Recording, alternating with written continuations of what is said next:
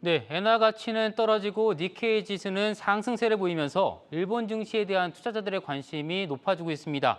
이 이야기 증권부 지수희 기자와 한번 나눠보도록 하겠습니다.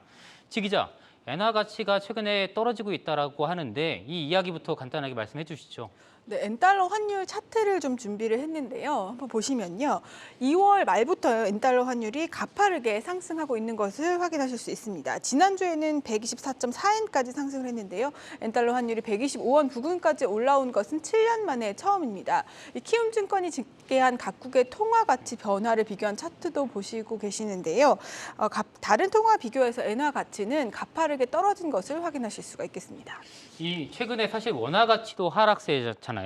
근데 원화 가치가 떨어진 것보다 엔화 가치의 하락세가 더 두드러진다. 좀 이런 의미로 이해하면 좋을 것 같은데 원인이 혹시 뭐가 있을까요? 네, 미국과 반대되는 통화 정책이 원인으로 꼽히고 있습니다. 네. 미국은 5월에 기준금리를 0.5%포인트 올릴 가능성이 높아지는 등 현재 긴축의 강도를 높이고 있는데요. 우리나라는 선제적으로 금리를 인상을 했지만 일본은행은 반대로 국채 매입 계획을 연이어 발표하는 등 금리 상승을 제한하기 위해서 노력을 하고 있습니다. 일본 중앙은행이 나서서 부양을 위한 노력을 하고 있는 건데요. 미국의 금리와 일본의 금리 차가 벌어지면 엔화를 팔아서 미국이나 호주 달러를 사서 투자하려는 니즈가 커지면서 엔화가 급격하게 약세를 보인 것입니다. 반대로 일본 증시는 상승세라고 하잖아요. 이 엔화 약세랑 관련이 있는 겁니까? 어떻습니까? 네, 관련이 있습니다. 니케이 지수 차트도 준비를 해봤는데요. 역시 한 달 새에 급격하게 상승한 것을 보실 수 있습니다. 일반적으로 엔화가 약세일 때 일본 증시도 살아나는 모습을 보여왔는데요. 실제로 국내에 상장된 일본 ETF를 보면 수익률이 양호한 모습입니다. 일본 증시가 이 엔화 약세의 수혜를 받는 수출주 비중이 높기 때문인데요. 전문가의 분석을 들어보시겠습니다. 엔화가 약세가 된다라고 하면은 아무래도 수출주들이 조금 이제 반응을 하는 모습이 보여져요. 그런 기업들의 비중이 사실은 60%를 좀 넘어가다 보니까 일본 지수들도 좀 반등을 하는 모습이 보여지고요. 달러 가치 자체가 최근에는 지금 급격히 하락을 하기가 쉽지가 않은 상황이다 보니까 상대적으로 좀 엔화 자체가 좀 계속 약세로 가는 게 보여지고 일본 은행도 그렇고 일본 거래소도 그렇고 최근에 외국인 자금을 계속 좀 끌어오기 위한 정책들 여러 부문에서 발표가 되고 있더라고요. 환율 측면에서도 증시 측면에서도 반영이 되지 않나. 결국은 이 당분간 엔화 약세가 지속될 것이다 이런 분석인데 이미 일본 증시가 사실 많이 올랐습니다. 여기서 투자자들은 좀 고민이 깊어질 수밖에 없습니다. 아, 나 지금 들어가면 늦는 거 아니야? 좀 더 기다려야 되나? 상황을 좀 봐야 하나? 이런 고민을 할 것 같은데 어떻습니까? 네, 맞습니다. 말씀하신 대로 엔화는 당분간 약세가 좀 지속될 것으로 전문가들은 전망을 하고 있습니다. 지금 엔달러 환율이 124엔 수준인데 이보다 좀 더 상승할 가능성이 있다고 보고 있는데요. 전문가 이야기를 직접 들어보시겠습니다.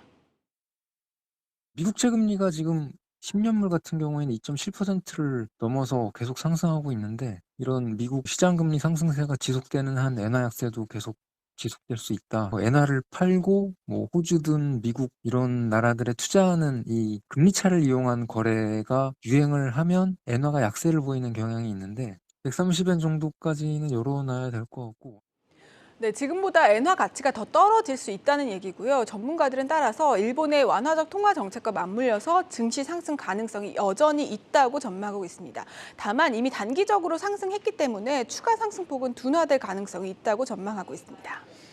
자, 이렇게 좀 애매모호한 상황이라면 사실 투자의 대가들이 투자한 포트폴리오 좀 좋은 참고가 될 수 있을 것 같은데요. 아마 그 워런 버핏이 지난해 일본 기업에 투자해서 이른바 대박을 냈다 뭐 이런 이야기들 네. 투자자들 많이 접했을 것 같습니다. 이 투자 기업 어떤 기업들이 있는지 좀 이야기 좀 해주시죠. 네, 워런 버핏이 투자한 기업 목록을 준비를 했는데요. 이토추, 또 마루베니, 마쓰비시, 미쓰이, 또 스미토모 이런 기업들입니다. 대부분 종합 상사들인데요. 6개월 만에 20%가 넘는 수익을 냈다고 알려지면서 화제가 됐었습니다. 수익률이 알려진 것은 지난해였지만 사실 워런 버핏이 일본 상사에 투자하기 시작한 것은 2020년 8월입니다. 워런 버핏이 투자한 종목 중에 하나인 이토추 상사의 주가 차트를 좀 보시면요. 현재 4,000엔 부근에서 움직이고 있는데 워런 버핏이 투자할 당시에는 3,000엔 초반 수준이었습니다. 상당 기간 변동성이 컸기 때문에 버핏이 틀렸다라는 평가도 있었는데요. 하지만 올해 4,000엔이 넘는 등 사상 최고가를 기록하면서 결국 버핏이 옳았다라는 결론이 났습니다.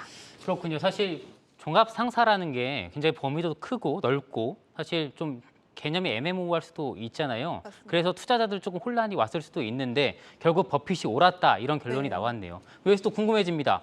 종합 상사들의 주가는 왜 오른 겁니까 도대체? 네, 사실 상사들은 원자재를 수입해서 유통하는 업무들을 주로 합니다. 인플레가 가속화되면서 상사들이 수입하는 그 원자재 가격이 크게 올랐기 때문에 매출도 올랐던 건데요. 특히 이토추 상사의 경우에는 지난해 철광석 분야에서 상당한 매출을 올린 것으로 알려져 있습니다. 또 이토추 상사는 상사 업무뿐만 아니라 IT 기업의 투자를 늘리는 등 포트폴리오를 다각화하는 노력도 아끼지 않고 있습니다. 코로나19 확산 구간, 유동성 구간에서는 IT 분야가 수혜를 받았고 유동성 축소 구간에서는 원자재 사업이 수혜를 받으면서 높은 수익률을 기록할 수 있었습니다.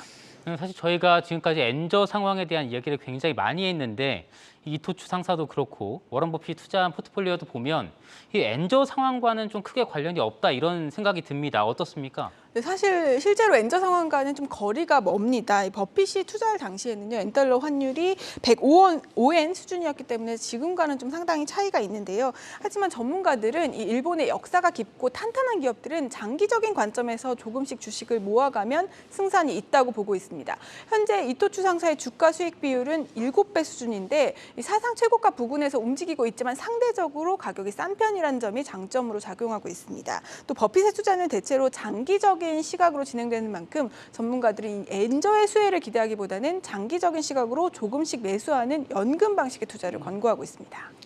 네, 그렇다면 이제는 엔저 상황에 대한 업종과 수혜주 당연히 말씀해 주시겠죠? 네, 앞서 전해드렸던 대로 사실 엔저 상황에는 수출주들이 수혜를 받을 수 있기 때문에 토요타나 닌텐도 같은 수출 기업을 좀 관심 있게 보셔야 되겠는데요. 업종으로는 자동차와 철강, 석유화학들이 가격 경쟁력이 높아지면서 수혜를 받을 수 있습니다. 다만 역시 이거에 대해서도 전문가들은 일본 증시에 관심을 가지려면 ETF로 접근하는 것이 좀 더 안정적이다라고 조언을 하고 있습니다. 개별 기업들은 엔저 상황 외에도 영향을 미치는 요소들이 많기 때문인데요. 또 이미 단기적으로 상승을 했기 때문에 추가 상승 여력이 있는 것은 맞지만 기대치를 크게 갖지 않는 것이 좋다고 말합니다. 다만 이 개별 종목의 경우에는 세계적으로 독점적인 기술을 갖고 있는 부품주들에 대한 관심은 유효하다고 전문가들은 분석하고 있습니다. 네, 사실 유튜브에도 이 영상이 올라가잖아요. 유튜브 제목이랑 해시태그 혹시 간단하게라도 네, 얘기해 주실 수 유튜브 있나요? 제목은요. 네. 워런 버핏 따라해볼까 네. 이렇게 정했습니다. 워런 버핏 따라해 볼까? 네. 네, 저도 워런 버핏 한번 따라해 보고 싶습니다. 네, 지금까지 증권부 지수희 기자였습니다.